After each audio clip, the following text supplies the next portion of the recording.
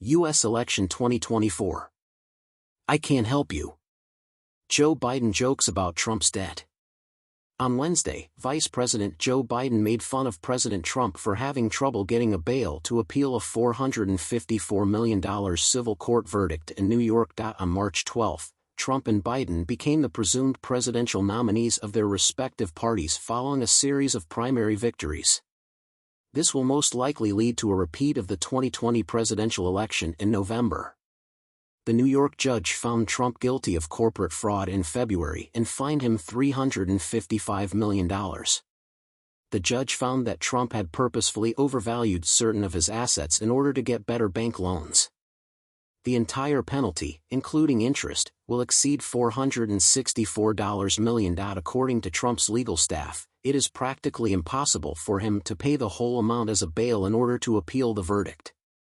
After contacting many companies, Trump's legal team learned that they would not be able to fulfill their role as bond sureties. At a campaign fundraiser in Dallas, Texas, Biden made light of the fact that a guy had approached him to talk about his substantial debts. A man who appeared defeated approached him the other day and pleaded with him, "Mr. President, I need your help," he stated.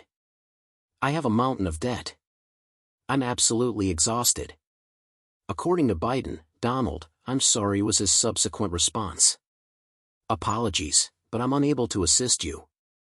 According to Mail Online's reporting, the about 100-person audience then started giggling uncontrollably, taking aim at Senator Ted Cruz of Texas. The president expressed his hope that the crowd will aid in the victory of both his re-election and the Democratic Party's nomination for the state Senate.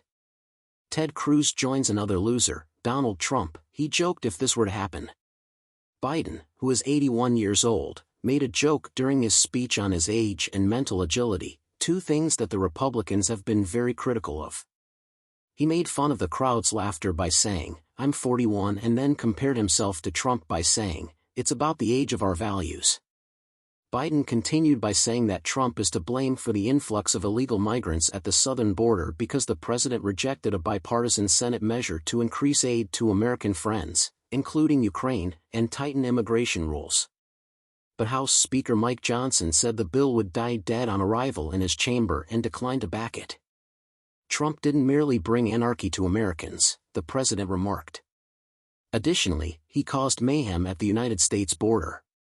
Wednesday saw Biden speak at two separate Dallas fundraisers, helping him earn more than $2.5 million for his re-election campaign. At 3:30 a.m. Eastern Time on Thursday, Newsweek reached out to individuals associated with Donald Trump's 2024 presidential campaign via direct email.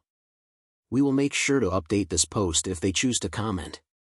After this, New York Attorney General Letitia James has threatened to confiscate Trump's assets unless he posts bond in the amount of $454 million.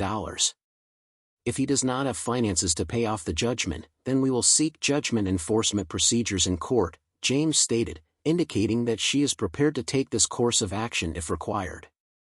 "And will be asking the court to take his possessions." Filings show that Donald Trump's legal expenses exceed funds raised. A recent filing with the Federal Election Commission, FEC, shows that one of Donald Trump's political action committees spent more on legal fees last month than it received in donations. An article by CNN's Elena Trine states that Save America spent over $5.6 million on legal costs in February and concluded the monthly reporting period with about $4 million, as revealed in Wednesday's FEC filing.